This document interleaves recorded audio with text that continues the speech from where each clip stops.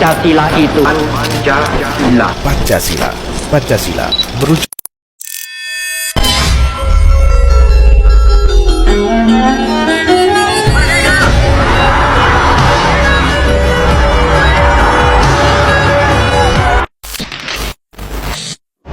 Assalamualaikum warahmatullahi wabarakatuh. Perkenalkan, nama saya Karna Aprilia. Untuk nomor induk mahasiswa saya adalah 25 10 11 200 260.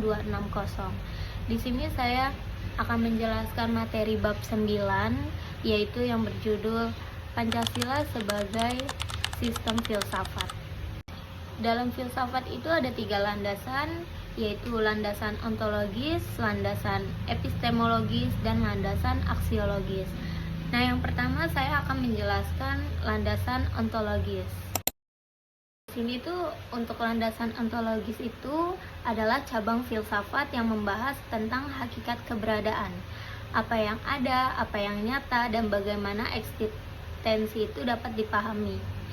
Dengan kata lainnya, landasan ontologis berhubungan dengan objek apa yang menjadi kajian suatu ilmu, apa hakikat dari realitas yang diteliti, dan bagaimana hubungan antara manusia sebagai subjek dengan objek yang dikajinya. Dalam filsafat ilmu, landasan ontologis menjadi dasar untuk menentukan apa yang dapat dijadikan objek ilmu pengetahuan. Ontologi menanyakan apa yang sebenarnya ada di dunia ini, kemudian apakah sesuatu yang tidak tampak dapat disebut ada, dan apa batas antara yang nyata dan tidak nyata. Contohnya, dalam ilmu pendidikan, ontologinya adalah manusia sebagai makhluk yang berkembang dan dapat dididik.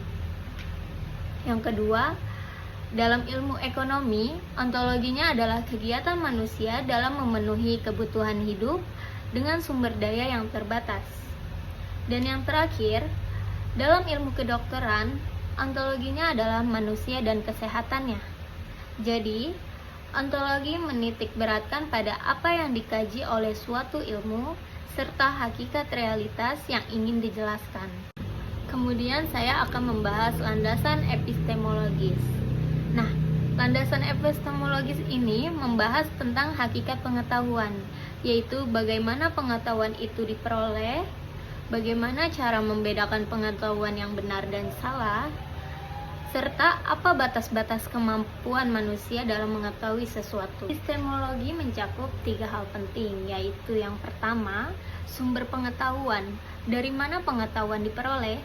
Yaitu dari akal, pengalaman, intuisi, atau wahyu. Yang kedua, proses memperoleh pengetahuan. Bagaimana sih cara kita mengetahui? Yaitu dengan melalui observasi, eksperimen, berpikir rasional, atau refleksi. Yang ketiga, validitas pengetahuan. Bagaimana memastikan bahwa pengetahuan itu benar? Ya, melalui pembuktian dan logika.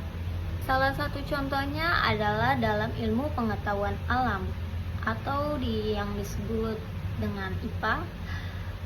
Pengetahuan diperoleh lewat metode ilmiah, yaitu yang pertama, kita harus mengobservasi, kemudian kita hipotesis, yang ketiga kita eksperimen, dan yang keempat kita analisis, dan yang terakhir kita membuat kesimpulan. Jadi epistemologis membahas bagaimana cara kita tahu sesuatu itu benar atau tidak. Yang ketiga, saya akan membahas landasan aksiologis. Untuk aksiologi sendiri ini adalah cabang filsafat yang membahas tentang nilai, manfaat, dan tujuan dari ilmu pengetahuan. Aksiologi berusaha menjawab pertanyaan, untuk apa sih pengetahuan atau ilmu digunakan? Kemudian, apakah penerapan ilmu membawa manfaat atau justru kerugian? Dan yang terakhir, bagaimana etika dan tanggung jawab dalam penggunaan ilmu? Pertama, untuk makna dalam filsafat ilmu, aksiologi menekankan bahwa ilmu tidak boleh dipisahkan dari nilai-nilai moral dan kemanusiaan. Pengetahuan yang diperoleh manusia seharusnya digunakan untuk kesejahteraan dan kemajuan umat manusia, bukan untuk merusak atau menindas. Sini saya akan kasih 3 contoh aksiologi. Yang pertama, ilmu teknologi digunakan untuk mempermudah kehidupan manusia, tetapi juga harus memperhatikan etika lingkungan dan kemanusiaan. Yang kedua, ilmu kedokteran memiliki nilai moral karena berkaitan dengan kehidupan dan kesehatan manusia. Yang ketiga, dalam pendidikan, nilai-nilai moral, sosial, dan spiritual menjadi panduan agar ilmu tidak bersifat netral tanpa arah. Jadi, aksiologi membahas untuk apa ilmu digunakan dan apa nilainya bagi manusia. Dari ketiga landasan ini, menjadikan ilmu pengetahuan bukan hanya benar secara logika, tetapi juga bermakna secara moral dan kemanusiaan.